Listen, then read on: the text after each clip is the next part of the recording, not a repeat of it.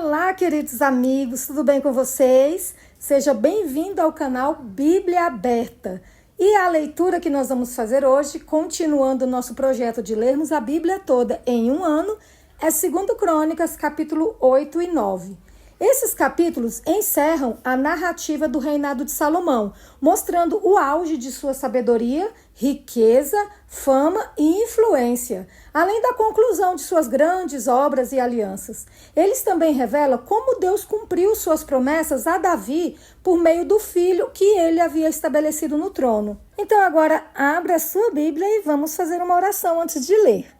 Paizinho querido, nós te agradecemos por todas as bênçãos que o Senhor tem nos derramado e a oportunidade agora de mais uma vez abrirmos a Bíblia e podermos ler, ouvir a tua voz. Que o Senhor esteja junto conosco nesta hora, abra o nosso entendimento e nos dê sabedoria para compreendermos a tua vontade em nossa vida. É o que nós te pedimos e agradecemos em nome de Jesus. Amém. 2 Crônicas, capítulo 8. As demais atividades de Salomão. Ao fim de 20 anos, Salomão havia terminado a casa do Senhor e o seu próprio palácio. Ele também reconstruiu as cidades que Irão lhe tinha dado e fez habitar nelas os filhos de Israel. Depois, Salomão foi a Amate-Zobá e a conquistou. Também reconstruiu Tadmor, no deserto, e todas as cidades armazéns em Amate. Reconstruiu também Bet-Horon de cima e Bet-Horon de baixo, cidades fortificadas com muralhas, portões e ferrolhos, e também Baalate e todas as cidades armazéns que Salomão tinha, todas as cidades para os carros de guerra, as cidades para os cavaleiros e tudo o que desejou, enfim, construir em Jerusalém, no Líbano e em toda a terra do seu domínio. Quanto a todo o povo que restou dos heteus, amorreus, ferezeus, heveus e jebuseus, e que não eram de Israel, e aos seus filhos que restaram depois deles na terra, os quais os filhos de Israel não puderam destruir totalmente, esse Salomão reduziu à condição de trabalhadores forçados até hoje. Mas Salomão não obrigou nenhum israelita a trabalhar para ele como escravo. Os israelitas eram homens de guerra, seus comandantes, chefes dos seus carros de guerra e dos seus cavaleiros. Estes eram os principais oficiais que o rei Salomão tinha, em número de 250, que presidiam sobre o povo. Salomão trouxe a filha de Faraó da cidade de Davi para o palácio que ele havia construído para ela, pois disse: minha esposa não morará no palácio de Davi, rei de Israel, porque os lugares em que entrou a arca do Senhor são santos. Então Salomão ofereceu holocaustos ao Senhor sobre o altar que havia edificado ao Senhor diante do pórtico. E isso segundo o dever de cada dia, conforme o preceito de Moisés, nos sábados, nas festas da lua nova e nas festas fixas, 3 vezes por ano, na festa dos pães sem fermento, na festa das semanas e na festa dos tabernáculos. Também, conforme a ordem de Davi, seu pai, dispôs os turnos dos sacerdotes nos seus ministérios. Também dispôs os turnos dos levitas para os seus cargos, para louvarem a Deus e servirem diante dos sacerdotes, segundo o dever de cada dia, e os porteiros pelos seus turnos a cada porta, porque esta era a ordem de Davi, o homem de Deus. Não se desviaram do que o rei havia ordenado aos sacerdotes e levitas, em coisa nenhuma, nem no que se refere aos tesouros. Assim foi executada toda a obra de Salomão, desde o dia em que foram lançados os alicerces da casa do Senhor até o término da construção. E assim foi concluída a casa do Senhor. Depois Salomão foi a Ezion-Geber e a Elate, a praia do mar, na terra de Edom. Por meio de seus servos, Irão enviou navios e marinheiros conhecedores do mar. Eles foram com os servos de Salomão a Ofir e de lá trouxeram mais de 15 toneladas de ouro que entregaram ao rei Salomão. A rainha de Sabá visita Salomão. Quando a rainha de Sabá ouviu falar da fama de Salomão, veio a Jerusalém prová-lo com perguntas difíceis. Chegou com uma enorme comitiva, com camelos carregados de especiarias, de ouro em abundância e pedras preciosas. Ela se apresentou diante de Salomão e lhes expôs tudo o que trazia em sua mente. Salomão respondeu todas as perguntas que ela fez, e não houve nada profundo demais que Salomão não pudesse explicar.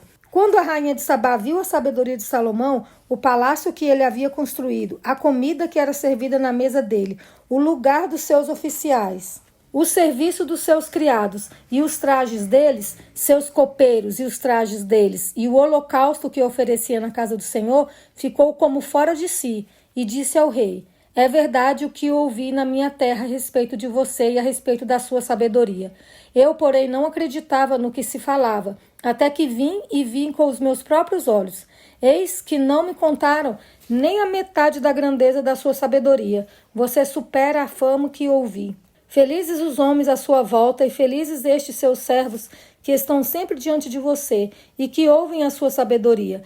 Bendito seja o Senhor, seu Deus, que se agradou de você e o colocou no seu trono como rei para o Senhor, seu Deus.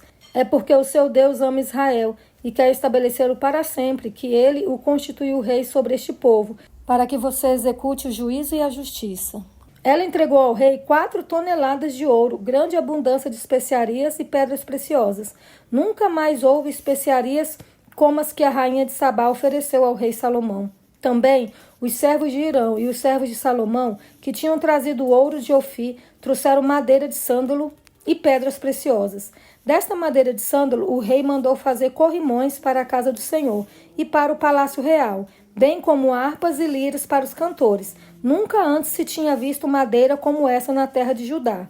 O rei Salomão deu à rainha de Sabá tudo o que ela quis e pediu, além do equivalente ao que ela lhe havia trazido. Então ela voltou e foi para a sua terra, ela e os seus servos. As riquezas de Salomão. O peso do ouro que se trazia a Salomão a cada ano era de cerca de 23 toneladas, além do que entrava dos vendedores e dos negociantes.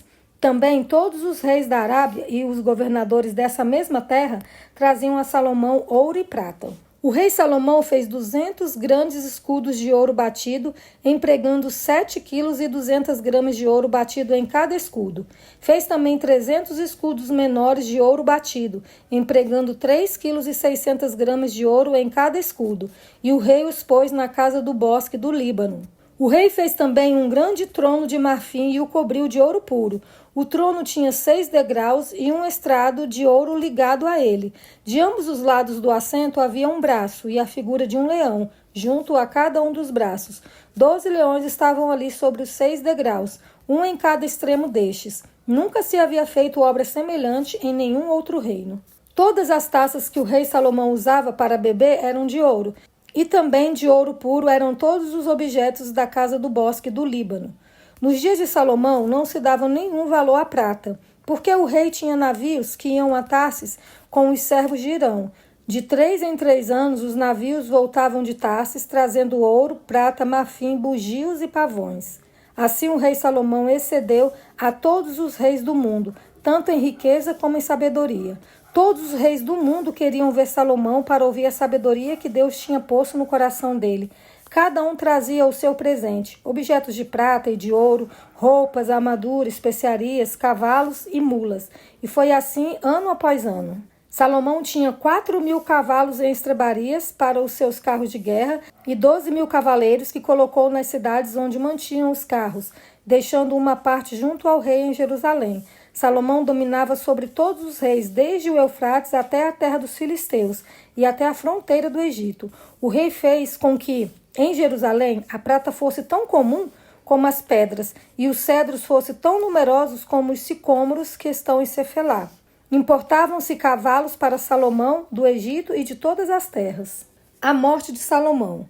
Quanto aos demais atos de Salomão, tanto os primeiros como os últimos, não está tudo escrito no livro da história de Natã, o profeta, e na profecia de Aias, o silonita, e nas visões de Ido, o vidente, a respeito de Jeroboão, filho de Nebate? Salomão reinou sobre todo Israel em Jerusalém durante 40 anos. Salomão morreu e foi sepultado na cidade de Davi, seu pai, e Roboão, seu filho, reinou em seu lugar. Esta foi a leitura de hoje. A sabedoria verdadeira não está apenas nas palavras, mas na organização, fidelidade e zelo com as coisas de Deus. Que Deus abençoe a sua vida e aguardo todos vocês aqui amanhã para mais um dia de leitura. Fiquem todos com Deus.